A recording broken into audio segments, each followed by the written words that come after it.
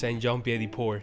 You know, while I was setting up the light and the camera, my little studio setup here, I was just watching the first drone compilation that I did of the Camino Frances, and I was just mesmerized there for about an hour. So if you want to see it, you can check out the link down below. What's going on, guys? It's been over a month, about 5 weeks since I did my last video here on the channel when I left the Appalachian Trail, and I've been a very busy bee. First, I got vaccinated. I also renewed my passport, which should arrive anytime soon now.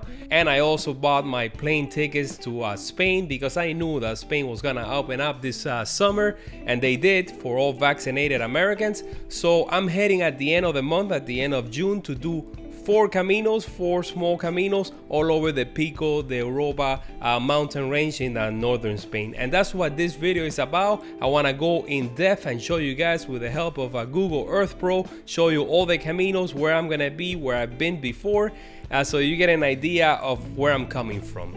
So yes, a month tracing all the caminos. I downloaded a few GPS tracks from the internet, but those are not high res, so I added all the accommodations, all the places of interest, the bars, the restaurants, the albergues, the churches, and I'll be dropping a link down below so that you can actually download them and follow along with me. But I'll do that towards the end of the month, so that you have with you the same GPS tracks that I have when I'm actually walking the 4 caminos. So yes, I'm gonna be taking a flight from Miami to Madrid at the end of this month, and then from Madrid I'm gonna take another one to Santander, where I'm gonna be spending a day there. And then from Santander I'll take a train or a bus, whatever is convenient, to San Vicente de la Barquera, where I'm gonna be starting the first of the 4th Camino. But before we go into that, let's go over all the caminos that I've done so far in Spain. It all started in 2017 with the Camino Frances from Saint Jean Pied de Port all the way to Santiago de Compostela. This is the classical, this is the one that most pilgrims do, and that was 2017. The year after that, I did not want to repeat myself, so I did instead the Via Francigena, which is a 2,000 kilometer pilgrimage from Canterbury in England. You get to cross France, Switzerland, and then you enter Italy, and finally you get to the Vatican in Rome. Amazing trip. The year after that, I decided to do 3 caminos back to back, kind of like what I'm doing right now. And I started with the Camino Portuguese from Porto. This was right next to the ocean, by the beach, very flat, 2 weeks. And I also did the Variante Espiritual before making it to Santiago. From Santiago, I took a train to Irún, right next to the border with France, and I did the Camino del Norte.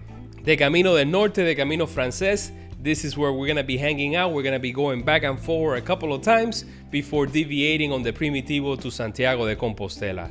After the Camino del Norte, I did the Camino Inglés, this one over here, short one, only 5 days. I've also walked to the end of the world here in Fisterra and to Muxia.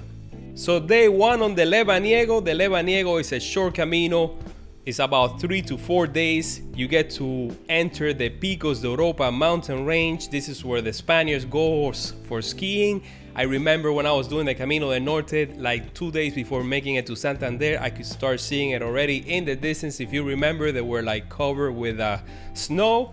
And then by the time I made it to San Vicente de las Barcas is where I started seeing the signs that were odd. They were like red, and that was the Camino Lebaniego, which is the first one that I will be doing 2 years after I left Spain. So the Camino Lebaniego, you enter the Picos de Europa, 3 days. This is very remote area in the mountains. This is not the Camino Frances. Very few people actually do these caminos, but that's kind of like the charm that it has. At the same time, there's less pilgrim support. You're in an area that's very touristy, so I may have to stay in hotels that are gonna be more expensive than an albergue if all the public albergues do not open by the time that I start walking. So 3 to 4 days is a very short Caminos. You make it to Santo Toribio. There's a monastery here that has the largest piece of, I guess, wood from the cross where Christ was crucified. They have it in this monastery, and that is the end of my first Camino and the beginning of the second one. The second one is the Camino Vanidiense, which is named after the people that used to live here in the pre-Roman times, and it is the Camino that takes you all the way to the Camino Frances, where it reconnects in Mancillas de las Mulas which is a day away from the city of León. When I was in León, remember the day that I was leaving, I got to a place where there was a split. It said Camino de Santiago, keep going left, and to Oviedo going right. And that is the Camino de San Salvador. As you can see here, it takes you back to the Camino del Norte from León to Oviedo, and I'm gonna walk an extra day to Aviles so I can reconnect with the Camino del Norte. Why? Well, if you remember when I was doing the Camino del Norte and I got to Villaviciosa, there was a split on the road where you could just go following the Camino del Norte or take a detour and go into the Primitivo. Well, I will be doing that from Villaviciosa, and that's a couple of days to Oviedo. And once you get here, you have another choice. You can continue on the Primitivo or you can go back to the Camino del Norte, which will let you avoid the stage from Gijón to Aviles, which is not the prettiest on the Camino del Norte, if I may speak freely. The Camino Primitivo joins the Camino Francés once again in the town of Melide. The next one is Arzúa, where the Camino del Norte joins. So I've been here a couple of times. Now I don't know if I'm gonna go from Melide to Arzúa or continue to Asa Alceda as I did in 2017 and then walk to Opedroso, then to Santiago. The only thing that worries me now is on the way back, I have to get tested once again, and it has to be one of those tests that you do like maximum 3 days before. So I don't know, I'm gonna get to Santiago and the day after I'm flying back to Miami, so I have to get tested probably around Melide. I don't know, that's where my mind is right now. So that's what I will be doing this summer in Spain. Hopefully it's not gonna be scorching hot. I'm taking an umbrella this time just in case. Now towards the fall, remember that I was mentioning to you guys about doing the Shikoku Henro in Japan. Well, if you've been following the news, Japan is going through another surge in COVID cases. I think they're gonna cancel the Olympics or something's gonna happen, so I really don't have high hopes that it's gonna open up for tourism in September or October. So we're talking now, maybe I'll do it in the spring of 2022. So what can I do in the fall? So I did a poll here in my channel in the community tab. I wanted to do either the Via de la Plata here, which takes you from the south of Spain all the way north, so at least I'll get to see another side of Spain, or also the Camino Portuguese, the central route. But you guys overwhelmingly voted for Le Puy to Saint-Jean-Pied-de-Port.